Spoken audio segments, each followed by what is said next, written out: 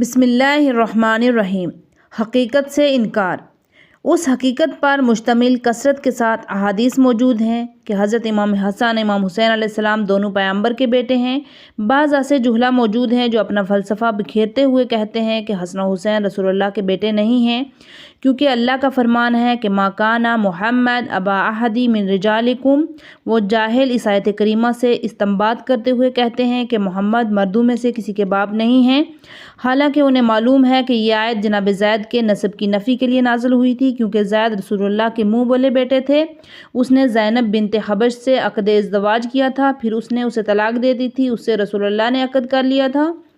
یہاں پہ قرآن مجید کی آیت سورہ احزاب آیت نمبر 37 ہے، فَلَمَّا قَضَىٰ زَيْدٌ مِّنْهَا وَطَرًّا زَوَّجْنَاكَهَا لَكِي لَا يَكُونَ عَلَى الْمُؤْمِنِينَ حَرَجٌ فِي أَزْوَاجِ أَدْعِيَائِهِمْ إِذَا قَضَوْا مِنْهُنَّ وَطَهْرًا وَكَانَ أَمْرُ اللَّهِ مَفْعُولًا۔ اس سے رسول اللہ نے عقد کر لیا۔ سورہ احزاب آیت نمبر 37۔ پھر جب زید نے خاتون سے حاجت پوری کر لی تو ہم نے اس خاتون کا نکاح آپ سے کر دیا تاکہ مومنوں پر منہ بولے بیٹوں کی بیویوں سے شادی کرنے کے بارے میں کوئی حرج نہ رہے، جبکہ وہ ان سے اپنی حاجت پوری کر چکے ہوں۔ اللہ کا حکم نافذ ہو کر رہے گا۔ اس بیان سے یہ ثابت ہوتا ہے کہ رسول اللہ زید کے باپ نہیں ہیں۔ اس کی متعلقہ بیوی پیغمبر پر حرام ہو، اس بیٹے کی زوجہ اس کے باپ پر حرام ہوتی ہے جب وہ اس کا حقیقی بیٹا ہو۔ اگر نسب نہیں ہے تو عورت کی حرمت بھی نہیں ہے، اس لیے آیت میں اشارہ موجود ہے من رجالکم، حالانکہ رسول اللہ کے 4 بیٹے تھے، ابراہیم، قاسم، طبیب اور مطہر۔ رسول اللہ ان سب کے والد گرامی تھے۔ صحیح حدیث یہ ہے کہ رسول اللہ نے اپنے فرزند امام حسن کے بارے میں فرمایا، انا ابنا ھذا سید، یہ میرا بیٹا معاشرے اور تاریخ کا سید و سالار ہے۔ آپ نے فرمایا، الحسن والحسین ابنا ھذان امامان قاما وقعدا، حسن و حسین میرے یہ دونوں بیٹے ہیں اور دونوں امام و رہبر ہیں، حق کی خاطر قیام کریں یا حق کی خاطر صلح کریں۔ آپ کا یہ فرمان بھی ہے کہ ہر بیٹی کی اولاد ان کے باپ کے ساتھ منسوب ہوتی ہے، لیکن میری بیٹی فاطمہ زہرا کی جو اولاد ہے میں ان کا باپ ہوں۔ ایک قول ہے کہ من رجالکم کا اشارہ اس اولاد کی طرف ہے جو اس وقت بالغ و عاقل تھے، حالانکہ اس وقت پیغمبر اکرم کا کوئی بیٹا بالغ نہیں تھا۔ اس بحث کا خلاصہ یہ ہے، جو کچھ رسول اللہ کی ابوت کے بارے میں موجود ہے وہ اولاد ذکور باپ ہیں، اور اس سے مراد یہ ہے کہ حسن و حسین آپ کے بیٹے ہیں اور آپ ان کے باپ ہیں۔ الطاہرہ، پیغمبر خدا کی دختر ارجمند کے اسماء میں سے ایک اسم طاہرہ ہے۔ امام محمد باقر علیہ السلام سے روایت ہے کہ آپ نے فرمایا، فاطمہ زہرا کا نام طاہرہ اس لیے رکھا کہ آپ ہر پلیدی اور زنانہ عوارض و عادات سے پاک تھی۔ اس بحث کو ثابت کرنے کے لیے سب سے احسن آیت تطہیر ہے جو اسی موضوع پر مشتمل ہے۔ اللہ تعالیٰ کا قول ہے، بسم اللہ الرحمن الرحیم، سورہ احزاب آیت نمبر 33، انما یرید اللہ لیذھب عنکم الرجس اہل البیت ویطہرکم تطہیرا۔ اللہ کا ارادہ بس یہی ہے کہ ہر طرح کی ناپاکی کو اہل بیت آپ سے دور رکھے جیسے پاکیزہ رکھنے کا حق ہے۔ یہ آیت کریمہ جو معنویت و دلائل سے بھرپور ہے، قرآن مجید کی وہ آیات جو اس مضمون پر مشتمل ہیں اس کا مقدمہ ہے، اور یہ آیت خصوصی آیت کی حامل ہے کیونکہ سرچشمہ عظمت خاندان اہل بیت امور عظیمہ پر مشتمل ہے۔ اس آیت کریمہ پر بہت سے صاحبان دانش و بینش نے بحثیں کی ہیں۔ اس آیت کی تفسیر میں بہت کچھ لکھا جا چکا ہے، بے جانا ہوگا اگر ہم کہیں آیت تطہیر افکار کی جو اعلانہ گاہ ہے، مختلف افکار کے مارکے سے بالخصوص کلمہ اہل بیت کو ان کا ہدف رہا ہے۔ ان عنوان کی نظر اور اس کے حدود کیا ہیں اور کہاں تک ہیں، ابحاث و افکار کا ایک ایسا سلسلہ ہے جو ختم ہونے والا نہیں ہے۔ یہ ایک ناقابل انکار حقیقت ہے۔ آیت تطہیر صدیقہ طاہرہ فاطمہ کو شامل ہے، اس پر تمام شیعہ سنی مفسرین و محدثین کا اجماع ہے، سوائے چند ایک۔ باقی تمام روایات سے یہ ثابت ہے کہ آپ کے تاجدار حضرت علی علیہ السلام اور آپ کے دونوں فرزندوں کو شامل ہے۔ کچھ لوگوں نے ازواج رسول کے بارے میں کہا ہے کہ وہ آیت تطہیر میں داخل ہیں، ان کے سامنے لفظ اہل بیت اور آیت کا سیاق و سباق تھا۔ اس آیت کے آگے پیچھے چونکہ ازواج رسول کو خطاب کیا گیا، اسی وجہ سے انہوں نے یہ سمجھا کہ ازواج یعنی آیت تطہیر میں داخل ہیں، حالانکہ ان کی یہ دلیل نہایت ہی سست اور بے بنیاد ہے۔ حالانکہ کثرت کے ساتھ احادیث موجود ہیں۔ رسول اللہ نے جب چادر کے نیچے فاطمہ زہرا، حضرت علی اور امام حسن کے ساتھ موجود تھے اور آیت تطہیر کے نزول کے قبل حضرت ام سلمہ نے چادر کے نیچے آنے کی اجازت چاہی تھی تو آپ نے انہیں اجازت نہیں دی تھی۔ ہم نے اپنی کتاب امام علی ولادت تا شہادت میں اس موارد پر بحث کی ہے۔ اس جگہ کتاب کے اسلوب کی رعایت کرتے ہوئے کامل بحث کے نتیجے حاصل کرنے کے لیے علماء اہل سنت کی کتب سے استفادہ کیا گیا ہے۔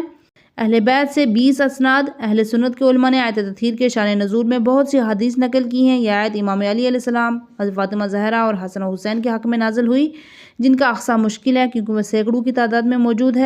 اگر ہم ان سب کو نقل کریں تو کتاب اپنے اسلوب سے خارج ہو جائے گی۔ یہاں ہم صرف علماء اہل سنت کی 20 مشہور تالیفات سے استفادہ کرتے ہیں۔ ان علماء میں کچھ محدثین ہیں اور کچھ حفاظ، کچھ مفسرین ہیں، تاکہ ہر انسان غور و فکر کرنے کے بعد عدل و انصاف کے ساتھ پیش نظر حقیقت تک رسائی حاصل کرے۔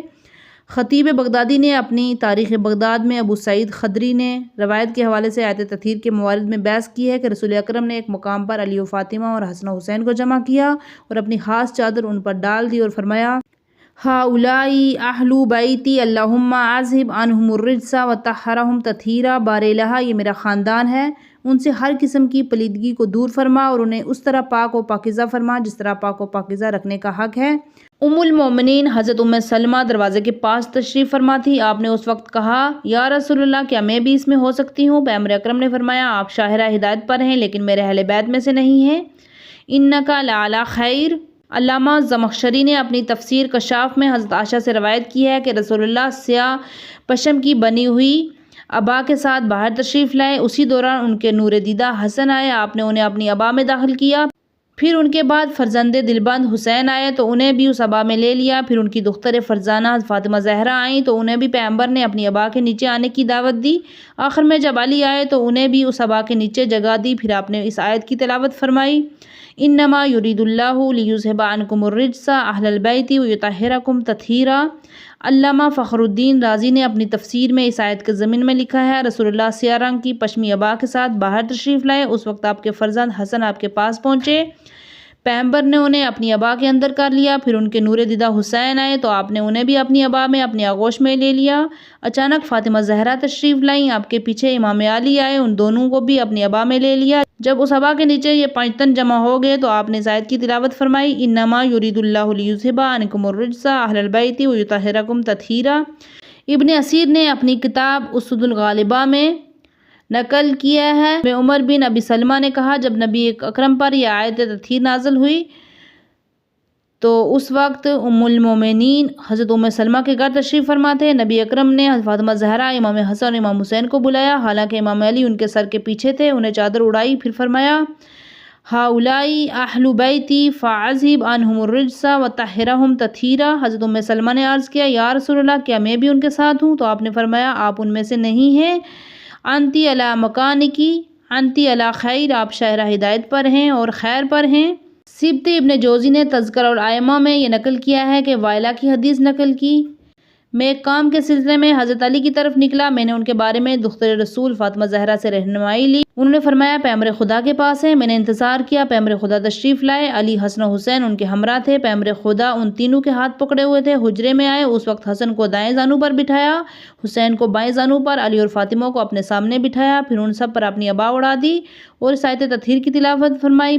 پھر آپ نے اپنے دونوں ہاتھوں کو آسمان کی طرف بلند کیا اور عرض کیا: خدایا، یہ ہیں میرے اہل بیت۔ امام واحدی نے اپنی کتاب اسباب النزول میں یہ حدیث نقل کی۔ زوج رسول حضرت ام سلمہ نے ذکر کیا کہ رسول اللہ ان کے گھر میں تشریف فرما تھے۔ حضرت فاطمہ زہرا وہاں تشریف لائیں اور ان کے پاس ایک برتن تھا جس میں حریرہ تھا۔ پیغمبر خدا نے فاطمہ زہرا سے فرمایا: اپنے شوہر اور اپنے دونوں بیٹوں کو بلاؤ اور میرے پاس ہیں۔ جب علی، فاطمہ، حسن و حسین جمع ہو گئے تو ان سب نے حریرہ تناول فرمایا۔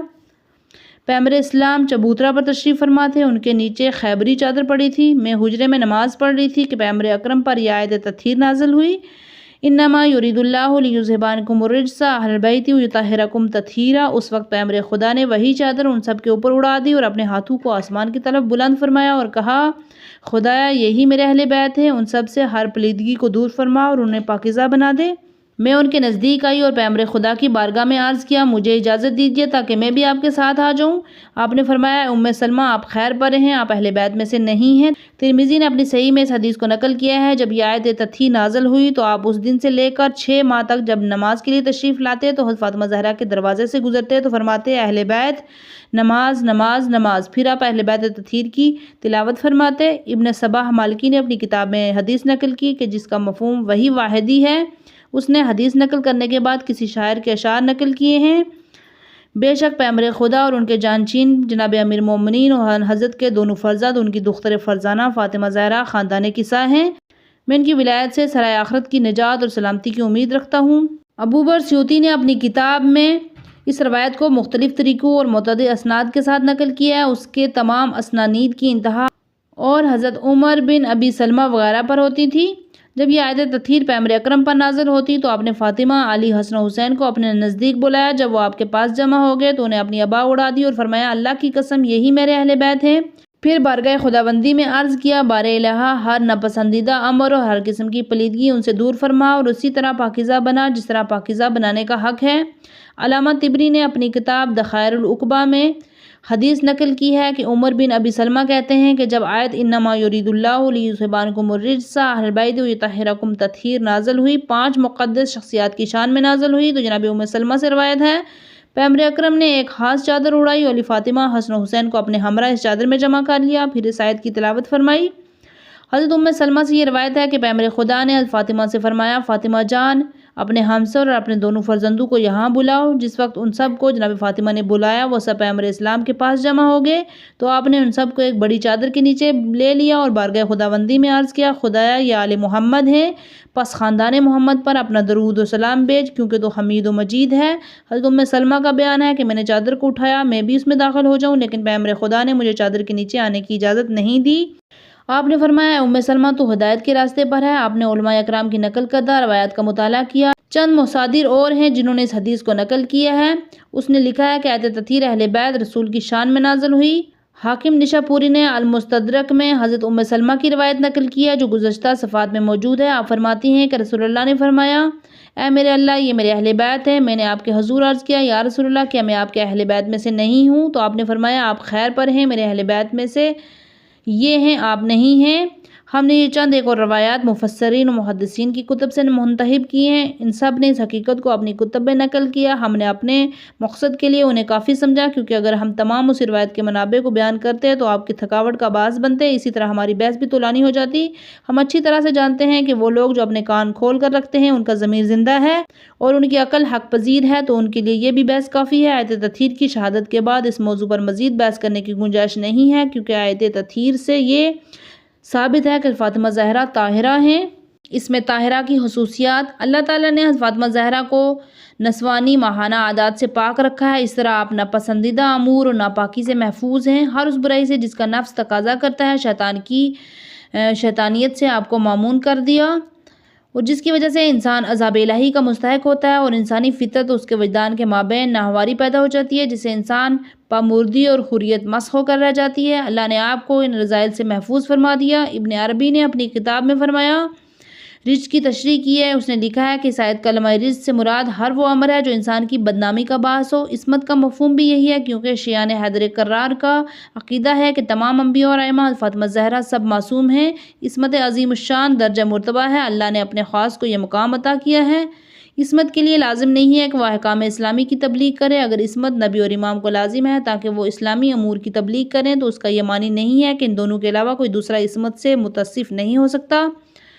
تاریخی مناظرہ یہی وجہ ہے کہ امیر المومنین حضرت علی علیہ السلام نے جب حضرت ابوبکر سے فاطمہ زہرا کی عصمت کو ثابت کرنے کے لیے مناظرہ کیا تو آپ نے آیت تطہیر سے تمسک کیا تھا۔ ہم ان کا کچھ حصہ یہاں بیان کر کے آگے بڑھ جائیں گے۔ امام نے ابوبکر سے کہا یا ابا بکر اتقرأ کتاب اللہ، کیا تم نے اللہ کی کتاب پڑھی ہے؟ انہوں نے جواب دیا جی ہاں پڑھی ہے۔ حضرت امیر نے فرمایا اللہ تعالیٰ کا یہ فرمان ہے انما یرید اللہ لیذھب عنکم الرجس اہل البیت ویطہرکم تطہیرا۔ یہ آیت تطہیر کس کی شان میں نازل ہوئی، ہماری شان میں یا کسی اور کی شان میں؟ حضرت ابوبکر نے کہا قل فیکم، تمہاری شان میں نازل ہوئی۔ جناب امیر نے فرمایا اگر فاطمہ بنت رسول اللہ ان کی عصمت اور پاکیزگی کے خلاف کسی کام پر گواہ قائم ہو جائیں تو تم کیا کرو گے؟ جناب ابوبکر نے کہا میں اسی طرح حد قائم کروں گا جس طرح باقی مسلمان عورتوں پر حد قائم کرتا ہوں۔ جناب امیر نے فرمایا اس صورت میں اللہ کے نزدیک دین اسلام سے باہر نکل جائے گا۔ جناب ابوبکر نے کہا ولیما، وہ کس طرح؟ جناب امیر علیہ السلام نے فرمایا کیونکہ تو نے اس کی الہی طہارت و پاکیزگی کی شہادت کو رد کر دیا اور اس پر لوگوں کی شہادت کو قبول کیا، اس صورت میں تم اسلام سے باہر ہو جاؤ گے۔ اس طہارت کے لوازمات میں سے ایسا صاحب طہارت اپنی موت کے وقت نجس نہیں ہوتا، حالانکہ کوئی انسان جس قدر صاحب تقویٰ اور عبادت ہو جب اس پر موت آتی ہے تو اس کا جسم ٹھنڈا ہو جاتا ہے، وہ نجس ہو جاتا ہے، جب تک اسے غسل نہیں دیا جاتا وہ پاک نہیں ہوتا۔ اس دوران اگر کوئی اس کے جسم کو مس کرے تو اس پر غسل مس میت واجب ہو جاتا ہے، لیکن معصومین علیہ السلام جس طرح اپنی زندگی میں پاک ہوتے ہیں اسی طرح اپنی موت کے بعد بھی پاک ہوتے ہیں۔ وسائل شیعہ میں حسن بن عبید سے روایت ہے میں نے حضرت امام جعفر صادق علیہ السلام کی طرف خط لکھا، جناب امیر حضرت حضرت علی نے رسول اللہ کو غسل دیا تھا کہ آپ نے بعد میں غسل مسح میت کیا تھا؟ امام نے جواب میں لکھا نبی طاہر و مطہر ہوتا ہے، لیکن جناب امیر نے غسل مسح میت کیا تھا تاکہ سنت جاری رہے۔ مزید تفصیلات کتاب کے آخر میں باب تفصیل میں پیش ہوں گی انشاءاللہ۔